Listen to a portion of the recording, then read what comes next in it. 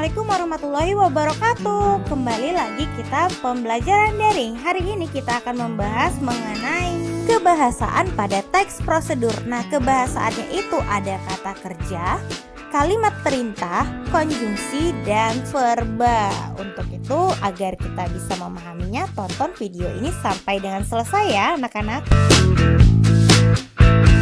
Nah, jadi yang pertama itu adalah kata kerja, di mana kata kerja itu merupakan kata yang pada umumnya disertai awalan ber, men, ter, dan sebagainya. Jadi itu kata kerja biasanya udah dikasih dengan beberapa imbuhan. Kemudian bisa kita lihat ada kata kerja itu ada dua jenis, di mana jenisnya yang pertama kata kerja transitif dan yang kedua yaitu kata kerja intransitif. Apa sih perbedaan dari kedua kata kerja ini? Oke, kita lihat dari yang pertama. Yang pertama adalah kata kerja transitif, di mana kata kerja transitif ini adalah kata yang harus disertai objek untuk membentuk kalimat yang lengkap. Jadi dia memang gak bisa berdiri sendiri. Transitif ini sifatnya butuh teman atau butuh objek dalam kalimatnya. Nah, kita lihat contohnya yaitu kakak membaca buku. Kakak itu sebagai subjeknya, membaca itu sebagai kata kerja transitifnya, dan yang terakhir kata buku menjadi objek. Nah, di transitif ini memang wajib punya objek, maka objeknya adalah buku. Sedangkan kata kerja intransitif merupakan kata kerja yang dia dapat berdiri sendiri dengan maknanya yang lengkap tanpa bantuan apapun. Jadi ketika kita melihat contohnya ayah tidur, nah ayah tidur itu nggak memerlukan objek. Kenapa? Karena ayah tidur sudah mempunyai makna yang jelas. Sama dengan penyanyi itu menari, hanya dibilang menari, tidak menggunakan objek. Topik kita yang kedua yaitu mengenai kalimat perintah. Nah, di mana kalimat perintah ini adalah kalimat yang berisi perintah kepada orang lain untuk melakukan sesuatu, atau kalimat yang digunakan untuk mendapatkan tanggapan sesuai dengan kehendak penuturnya. Itulah dia kalimat perintah.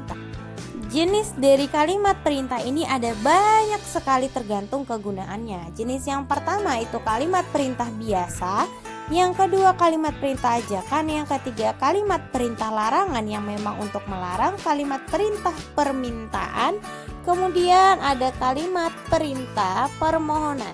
Selanjutnya ada juga kalimat perintah pembicaraan, kalimat perintah sindiran, kalimat perintah permintaan yang menuntut proses atau langkah kerja, dan kalimat perintah yang berbentuk kalimat berita. Itulah tadi jenis-jenis dari kalimat perintah berdasarkan fungsinya.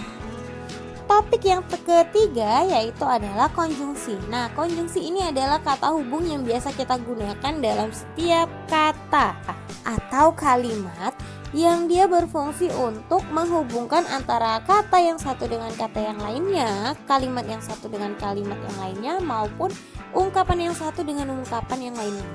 Karena dia fungsinya adalah menyatukan atau membentuk menjadi kalimat yang padu. Nah, jadi kita bisa lihat ada beberapa jenis dari konjungsi sesuai dengan kegunaannya juga. Nah, konjungsi yang pertama itu ada konjungsi yang menyatakan tentang suatu peristiwa, hal, atau keadaan dari luar yang sebelumnya telah dinyatakan. Jadi ini bisa kita gunakan konjungsi lagi pula, selain itu dan tambahan pula. Kemudian ada konjungsi yang menyatakan tentang akibat, contohnya itu oleh sebab itu. Kemudian ada konjungsi yang menyatakan tentang keadaan yang sesungguhnya, konjungsi yang menyatakan tentang pertentangan yang terjadi dengan pernyataan dalam kalimat sebelumnya. Nah, itulah beberapa jenis konjungsi. Nah, masuklah kita ke materi yang terakhir yaitu mengenai verba. Jadi ada dua materi verba di sini, di mana yang pertama materi verba material yaitu adalah verba yang menunjukkan perbuatan fisik atau peristiwa, misalnya membaca, menulis, dan memukul.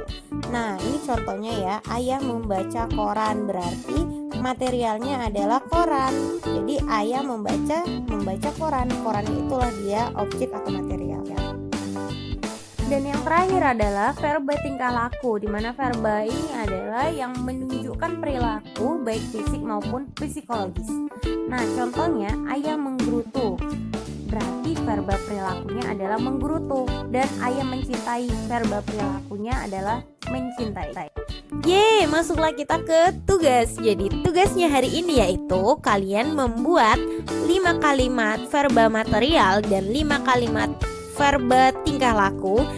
Serta selamat belajar anak-anak. Sampai ketemu di pertemuan berikutnya. See you, bye. Assalamualaikum warahmatullahi wabarakatuh.